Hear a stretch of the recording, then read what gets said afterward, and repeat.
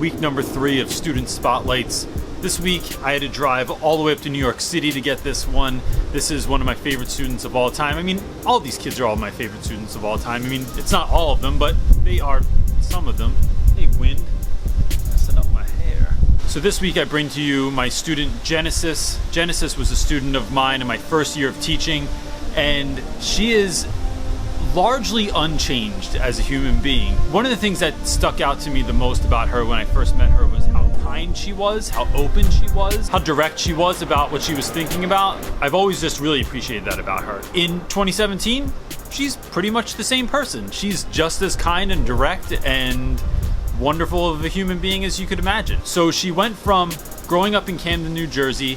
She's traveled all over the world. She's gotten married in the last year, and she teaches up in Brooklyn at a school. She teaches elementary school there. And I got to go up to Brooklyn last week. I got to meet her husband, and we went out for dinner, and then we went to a park and had this conversation. It's a brief one this week, mostly because it was very, very late by the time that I got there, because who knew Brooklyn had all that traffic? Come on, Brooklyn. It's 2017. Where are all the flying cars anyway? We had a meeting in the park. We had this brief conversation. So I apologize for how dark this video is, but there was no way around it. I feel like that's a common theme in these later videos.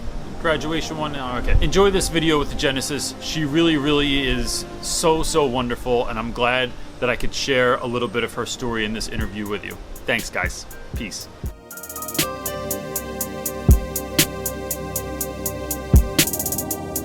Can you tell us, where are you from and who are you? Like a little bit about yourself. Sure. So I guess now my name is Genesis Santiago because I'm recently married. I'm from Camden, New Jersey, and now I live in Brooklyn, New York, where I currently teach. I've been teaching for 3 years. I graduated from Rowan University with a bachelor's in history and a minor in education. Why did you get into teaching? So you're the first person I've had on that is a teacher now. Yeah. So why teaching? So originally teaching was not my plan. It was social work, but I didn't think that I could reach kids the way that I wanted to in that way. So education just seemed like a good fit for my personality, what I wanted to do. And once I took a chance with applying for Teach for America, and I got it, and so that just led into like what I'm doing now.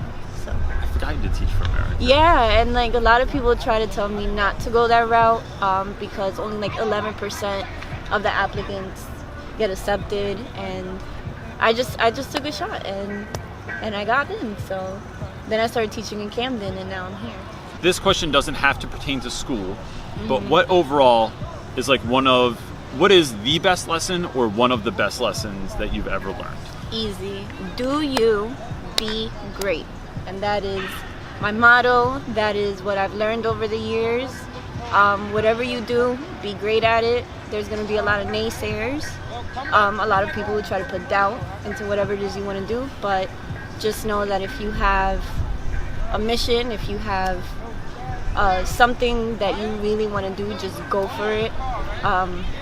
People are always going to have something to say. You could cure cancer tomorrow, and then they'll still have something to say about the way that you did it. So why not just do you and be great? So when did you adopt that idea? Has that been you forever, or like? I think it's just been me and my mentality because, I did try a lot of different things ever since I was younger, and I had a lot of naysayers in my life, but I still did what I wanted to do, and I'm happy because of it. So that's my motto, and it's going to continue to be my motto. So yeah, that's a good answer, man. So I met you as 14-year-old Genesis in 9th grade in 2006. Yeah. What advice would you give that Genesis if you could talk to her now? Girl, it's going to be okay. I feel like I stressed a lot in high school. I thought a lot, like I had a plan A through Z about everything, and oh look, the lights there it is. On. Yes, yeah, we're fancy now. Yes, and I stressed a lot about just like, am I making the right moves? Am I making the right decision? Am I taking the right class? Am I preparing myself for college the best way possible? And I spent so much time like stressing about that, and now that I can see where I'm at now, it's like, you're gonna be okay. don't stress. You made the right moves. So yeah.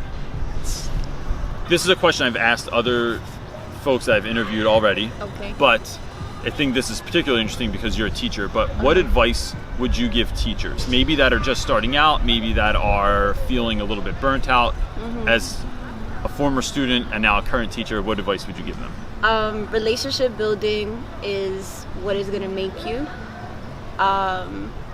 It is the thing that kept me into teaching when everything else was falling apart. You know, my data wasn't looking good. You know, I had admin on my back. You know, spring break wasn't getting close enough. And just like having those good relationships with my kids, like I spend like 8 hours a day with them, and if you don't have those relationships, you're not gonna really get as far as you want to. You're not gonna be able to reach them the way that you want to. So definitely relationship building. You got to meet them where they're at. I mean, I teach 5-year-olds, and I had to get into whatever it is that they're watching, you know, what music they're listening to, whatever the case, because they have to see that I'm interested in them. I see them as people too. They're not just like someone else's kids that I'm watching, but they're people, and I care about them. I care about their interests. So that's number one. You're saying all that is like all my favorite stuff, right? Like that stuff that I talk about on my channel all the time is it's like, number one. It's like building relationships, right? Which is why like 12 years later, I drove all the way to New York City to like sit and hang out with you. And learning, like meeting kids where they are and like learning, like having the audacity to like, you know, learn a little Pokemon if you have to, or whatever the situation is. I mean, I'm teaching kids in Brooklyn. I had to find out what train they take and where they like to go on the weekends. And, like, you know, I had to learn about Coney Island and all these other things that I didn't know. But, like, you know, because, like, I use what they talked to me about and actually went and experienced some of these things to talk to them about it, like, they... I think they respect me a little bit more. They see me in a different light, not just like my authority figure, but like someone who like cares about what I have to say and what I bring. So yeah. That's awesome. I mean, I never thought I would see myself at, you know, half of the things that I'm going to or whatever the case, but like because my kids raved about it, like you know, you gotta go see Boss Baby. You gotta go. I hear you. You gotta go. I watched Love and Hip Hop last year. It was the worst experience I could have hoped for. That's what I'm saying. I mean, I had to watch, now it's like this new thing. Their new thing on Netflix is Larva or I don't know. It's like... know a little bit of this. I had to sit there and watch it because that's what my kids, you know, that's what they're into. Yep. Yeah. I hear you. The best. What's the best way you ever witnessed a teacher attempt to connect with their students? Okay. Right. So maybe they weren't successful, but they gave it their all. This is good. I mean, I think this would have to be when I was teaching in Camden. This was my first year teaching, and like staff was like all white, and I was the only like Hispanic there teacher, or the only minority teacher there. But I have to give it to these teachers because they really try to connect with their kids. And the best thing that I saw was like, I'm pretty sure you know how big sports is in Camden, like sure. Whether you're part of like the baseball league or the football league, that's, you know, that's part of the community. And one teacher used to go every Saturday to her kids' games, to the football games, and I'm like, even if they didn't see her at the crowd or whatever the case, like the fact that she was taking her time to go out into the community and support her kids at games, like that was great. Yeah. And like, I don't know what was the effect of it. Like, I don't know if, you know, her kids even knew she was there or whatever the case, but like, even like, it touched me in a way that I'm like, wow, like, what could I be doing to reach kids in a whole new community that I'm in? So, yeah. Yeah. Nice. Last question. Sure. What's next for you? Ooh. Well, I guess since like, I think like I reached a lot of my personal goals already. Like, I've seen that I can do a lot of things independent. My new adventure is marriage.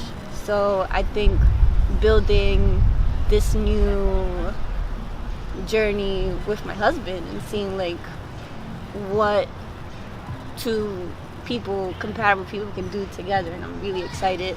I mean, it's only year one, but it's been a really good year so far. So I'm excited about what our life is gonna look like. So, it's the best.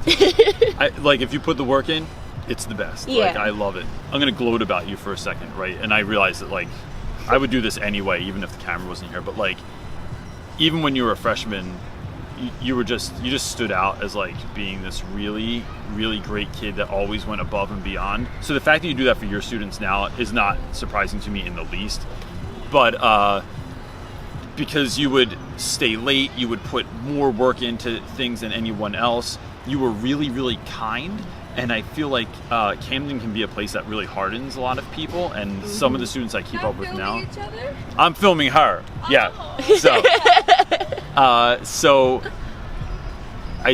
it's just been so fun to watch you grow and do all the great things and opportunities that you've had, like traveling and like moving to New York City and becoming a teacher and doing TFA and like, but you're still literally like, you remind me of 9th grade you. Like you're just like this really wonderful human being that like grew up to be a really wonderful human being. Like that's helping other people.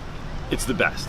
Like it's the best to see someone do that. So I'm really, really proud of you. You're gonna make me cry now, so I'm gonna end that. Thanks, Thank you. I'm glad you did this. That was an awkward hug because As always, I'm a white dude, and so always. that's how There's I rock never it. been a normal My people hug. don't hug. You know what I mean? I've been practicing, but yeah.